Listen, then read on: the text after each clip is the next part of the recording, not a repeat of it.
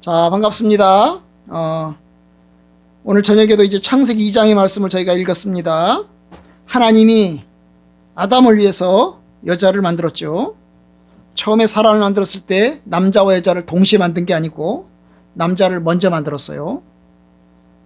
그리고 그 남자를 위해서 여자를 이제 나중에 만드신 거죠. 남자를 먼저 만들고 난 다음에 아담을 보시면서 좋지 못하다 그랬어요. 아담이 남자가 홀로 있는 것이 좋지 못하다 그랬어요. 그러면서 여자를 만드신 겁니다. 그 남자를 이제 어떻게 했죠? 잠들게 하시고 마취를 시켜가지고 잠들게 하시고 남자의 갈비뼈를 빼서 그걸로 이제 여자를 만드신 겁니다. 그리고 그 여자를 오늘 성경에 보면 아담에게로 데려오셨다 그랬어요. 아담에게 데려오셨다. 자, 오늘 말씀은 이제 아담에게 데려왔을 때 아담이 어떻게 했는지를 오늘 보게 되는 거예요. 아담이 어떻게 했죠? 아담이 그 여자를 보자 하는 말 2장 23절 아담이 이르되 이는 내 뼈 중에 뼈요 살 중에 살이라. 이게 우리가 쓰는 말이 아니죠, 그죠? 네. 내 뼈 중에 뼈요 살 중에 살이라. 이런 말은 우리가 쓰는 말이 아니고 우리는 그런 말 안 쓰죠, 그죠? 그런데 성경 시대에는 아마 옛날 고대 시대에는 고대 중동 사회는 이런 용어를 썼던 것 같아요. 이제 야곱이 이제 바단 아람의 라반의 집으로 이제 도망을 갔어요. 바단 아람의 집으로 라반의 도망을 갔을 때 이 라반이 멀리서 온 그 가나안 땅에서 온 팔레스타인에서 온 그 야곱을 바라보면서 하는 말이 있어요. 하는 말이 있어요. 진실로 너는 나의 살이요 뼈로다 그랬어요. 진실로 너는 나의 살이요 나의 뼈로다. 아니 그러면 너가 내 뼈다. 너가 내 살이다. 라반이 하는 말이에요. 라반이 야곱을 향해서 너는 내 살이고 너는 내 뼈다 그랬어요. 이게 좀 우리가 쓰는 말이 아니죠, 그죠? 무슨 뜻일까요?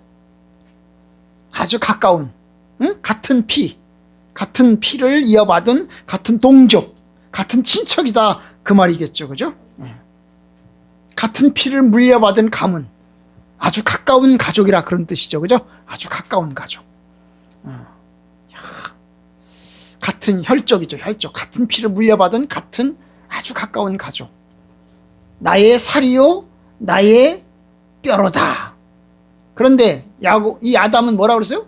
나의 살이요, 나의 뼈로다 정도가 아니라 뭐해서 나의 살 중에 뭐라고? 살이고 내 뼈 중에 뼈다. 뼈 중에 그냥 나의 뼈고 나의 살이다 이게 아니라 나의 살 중에 살이고 나의 뼈 중에 뼈다 그렇게 얘기를 했어요. 그러니까 굉장히 강조하는, 그죠? 굉장히 강조하는, 그냥 같은 피를 물려받았고 같은 가족이고 가장 가까운데 이걸 더 가까이, 아주 더 가까이 이야기를 하고 있는 것입니다. 그러니까 아담은 그 이제 하와 여자를 보면서 자기와 아주 가까운, 엄청나게 가까운 것을 느끼고 있는 거죠. 그죠? 왜냐? 왜 그러겠어요? 자기 몸에서 나갔으니까. 자기 몸에서 갈비뼈를 뽑아서 하나님께서 자기 몸에서 갈비뼈를 뽑아서 그걸로 여자를 만들었으니까. 그게 결국 나의 분신이죠. 나의 모든 것입니다. 나와 똑같은 것입니다. 그렇게 느낀 거죠. 그래서 나의 뼈 중에 뼈요, 나의 살 중에 살이다. 그렇게 얘기했어요. 그러면서 이제 아담이 또 덧붙입니다. 뭐라고 덧붙여요? 이것을 남자에게서 취하였은즉 여자라 부리라. 이 사람 남자에게서 나에게서 뺐기 때문에 내가 그를 여자라 부르겠다. 그래서 이제 뭐예요? 아담이 그 여자에게 이름을 붙입니다. 뭐라고요? 여자라 이름을 붙여요. 그러면 이제 아담은 남자죠, 그죠? 남자. 당신은 여자. 이렇게 이제 그래서 이제 남자 여자가 이제 처음 나와요, 그죠? 남자와 여자 이 두 개가 나와요. 비슷한 말입니다. 히브리어는 이시, 그 다음에 이샤. 비슷하죠? 끝자가 좀 들리죠? 이시, 남자. 이샤, 여자. 여자의 그 생성이 남자에게 있다는 것을 뜻하는 거죠. 그래서 자신을 남자로 하나님 만드신 여자를 여자라 이름을 붙입니다. 여자를 붙여요. 그리고 이제 그 다음에 이제 이어집니다. 24절은 이제 누가 하는 말이냐 하면 아담이 하는 말이 아니고 창세기를 쓴 이제 모세가 이제 하는 말이죠. 그죠? 모세가 쓰는 말입니다. 이러므로 남자가 부모를 떠나 그의 아내와 합하여 둘이 한 몸을 이룰지어다. 여러분 여기에 이제 원래 부모가 없잖아요. 아담이 부모가 있나요? 부모 없지요. 하나님께서 최초로 만든 사람이 이제 남자 아담인 것입니다. 최초로 만든 여자, 그 여자가 하와인 것입니다. 그런데 오늘 본문에 보면 부모에 대한 얘기를 합니다. 남자가 부모를 떠나서 부모가 없잖아요. 그런데 부모 얘기를 하는 거죠. 그러니까 이것은 뭘 얘기하는 거죠? 앞으로 후대에 아담과 하와로부터 시작된 이 모델이 어때요? 이제 후대에도 계속해서 일어날 것에 대한, 일어나야 된다고 하는, 그렇게 해서 남자와 여자가 같이 이제 어떻게 해요? 아내가 있고, 그래서 결혼하고 가정을 이루어서 후대에 계속해서 이루어져야 되는 것을 이제 여기서 이야기를 하고 있는 것입니다. 남자가 부모를 떠나 그 아내와 합하여 둘이 한 몸을 이룰지어다. 그래서 이제 남자가 독립을 해서 이제 여자와 합하고 이렇게 해서 떠나는 것과 그 다음 합하는 것. 그래서 이제 떠나서 합해서 여자와 합해서 아내와 합해서 가정을 이루고 그렇게 해서 어떻게 해야 된다고요? 한 몸을 이룬다는 거예요. 한 몸을 이룬다. 연합해서 한 몸을 이룬다는 것입니다. 참 이게 가정의 원리죠. 가정의 원리입니다. 결혼의 원리입니다. 떠나서 독립해서 이제 아내와 합해서 이제 새롭게 가정을 이루고 그렇게 해서 하나를 이루어 가는 것입니다. 아마 이 한 몸을 이룬다는 말은 성관계를 이야기하는 것이겠지만 이 성적인 연합뿐만 아니라 인격적인 연합이고 책임적인 연합, 의무의 연합을 이제 이루어가는 것입니다. 하나를 이루어 가는 거죠. 여러분 이것은 은밀히 비밀스럽게 이루어지는 게 아닙니다.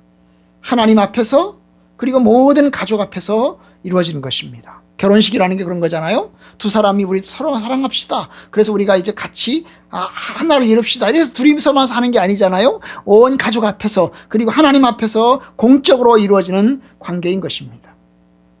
여러분 이게 이제 그렇게 해서 이제 가족을 이루고 결혼하고 이제 하나를 이루어 갑니다. 그런데 그 다음 이야기를 합니다. 자 이렇게 하는데 25절에 보니까 아담과 그의 아내 두 사람이 벌거벗었으나 부끄러워하지 아니하니라. 그래서 이제 이 두 사람이 어땠어요? 하나를 이루었는데 어땠다고요? 벌거벗었다는 거죠. 그런데 두 사람이 아이러니한 것은 뭐예요?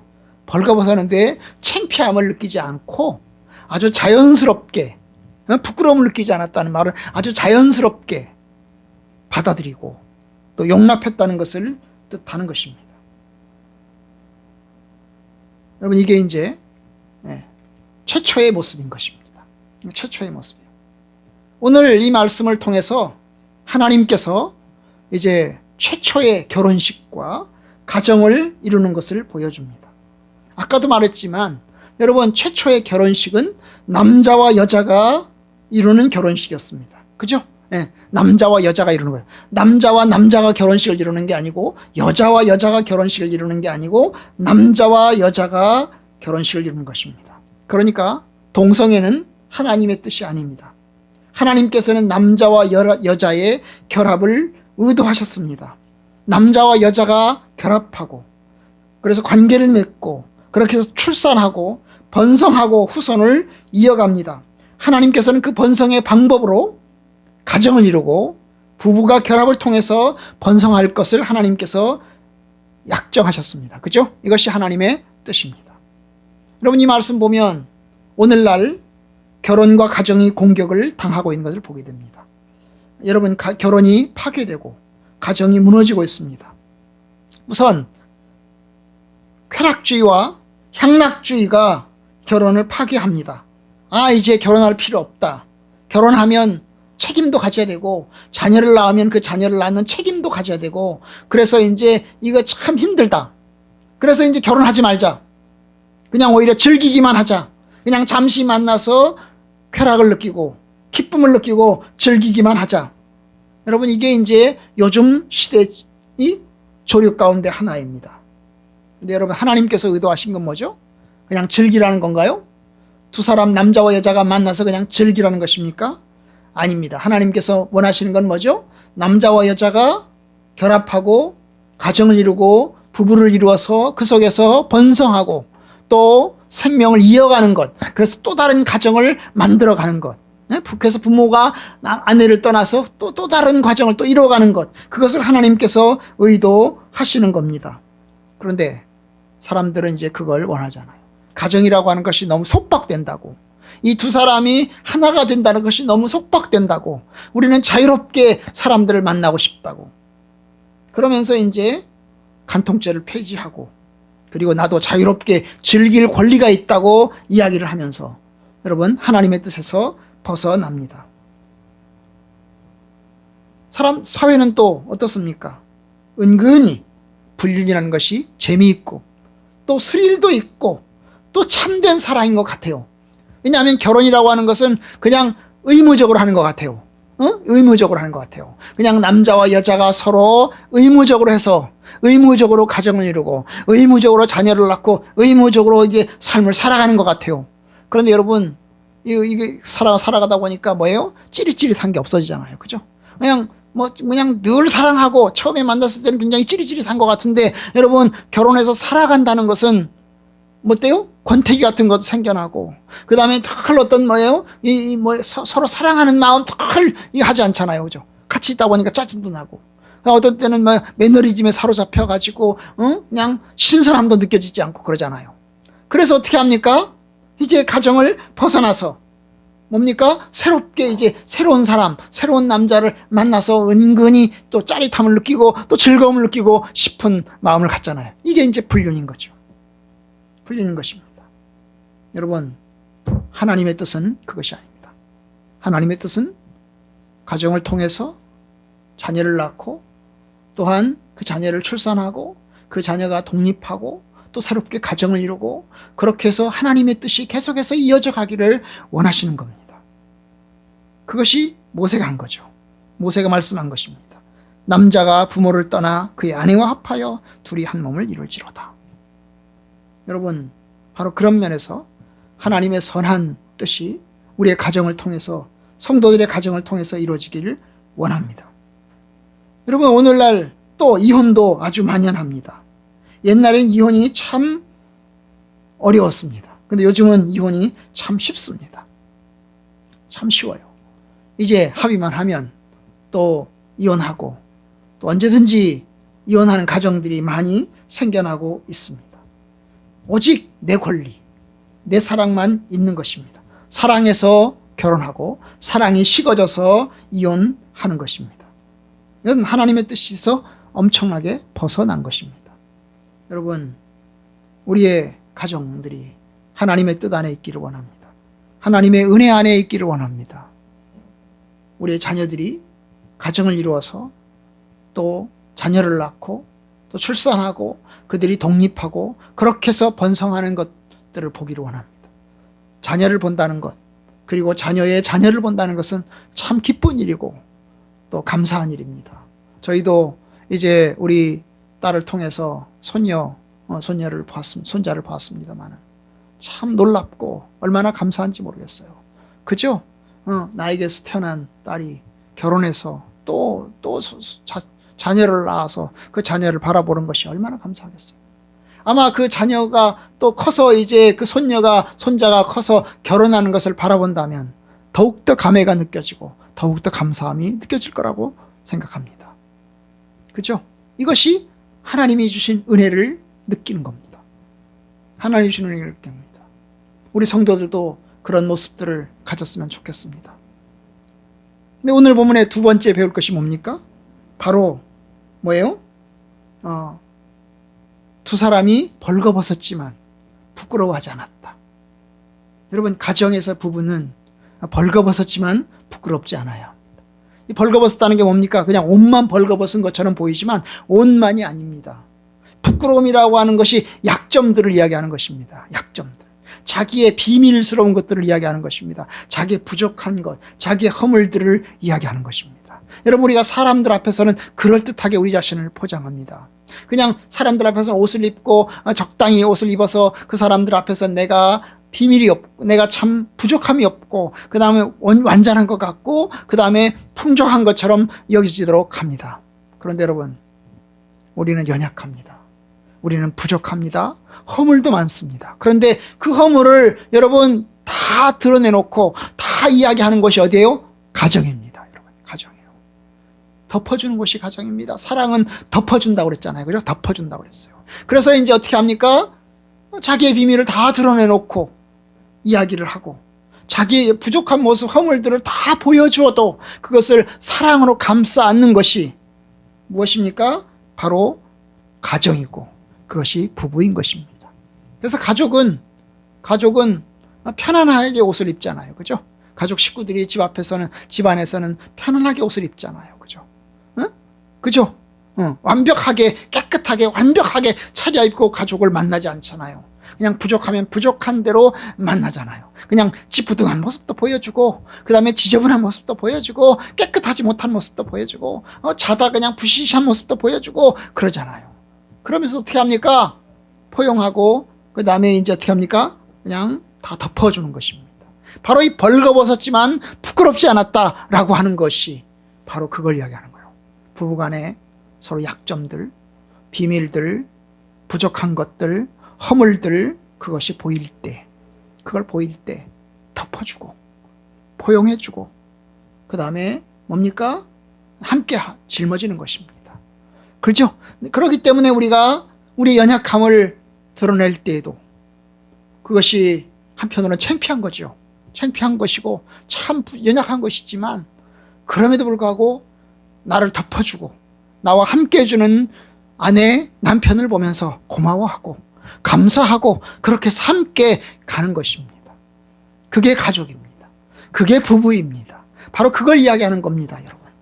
그런데 그걸 이제 어떻게 합니까? 용납하지 못해요. 여러분, 데이트할 때는 그럴듯한 모습만 보잖아요. 옷 입은 모습만 보잖아요. 그죠? 그런데 이제 결혼하고 나서 약점들을 다 알게 됩니다. 하나하나 문제점들을 다 보게 됩니다. 그럼 어떻게 하죠? 실망을 합니다. 실망을 해요. 아, 이제 더 이상 이 사람이랑 못 살겠다. 아, 이 여자랑 도대체 못 살겠다. 그리고 이제 폭발을 합니다. 근데 여러분, 가정의 부부가 된 이상, 하나가 되기로 한 이상 어떻게 해야죠? 덮어줘야 됩니다. 덮어줘야 됩니다. 그리고 포용해야 됩니다. 여러분, 세상에 완전한 남자 없습니다. 완전한 여자 없습니다. 다 흠이 있고 다 부족함이 있습니다. 저도 부족함이 있습니다. 모든 사람이 다 부족합니다. 부족한 가운데 살아가는 겁니다. 그런데 사랑 안에서 그걸 포용하고 용납하고 받아들여 가는 것이 사랑입니다. 부디 우리 성화교회 성도들이, 가정을 이루고 살아가는 성도들이요, 여러분들의 가족들 가운데 흠이 있고 연약함이 있다 할지라도 포용하고 받아들이고 용납하고 인내하고 사랑하고 덮어주는 그런 사랑이 넘치기를 축복합니다. 아멘. 우리의 가족들, 우리의 아이들도 마찬가지입니다. 우리 아이들이 부족하고 연약하고 또 상처 있고 또 아프고 그렇더라도 우리가 사랑으로 덮고 포용하고 함께 가는 것이 사랑이고 그것이 가족입니다. 주님의 사랑이, 주님의 은혜가 우리의 가족을 통해서, 우리의 부부를 통해서 하나님의 선한 은혜가 계속해서 이어지기를 축복합니다. 여러분들의 가정 속에도 하나님의 은혜와 사랑이 늘 충만하기를 바라고, 사랑으로 포용하고 또 덮는 가운데서 하나님의 선한 뜻을 이루어가고 행복한 가정, 행복한 부부가 될 수 있기를 주님의 이름으로 축복합니다.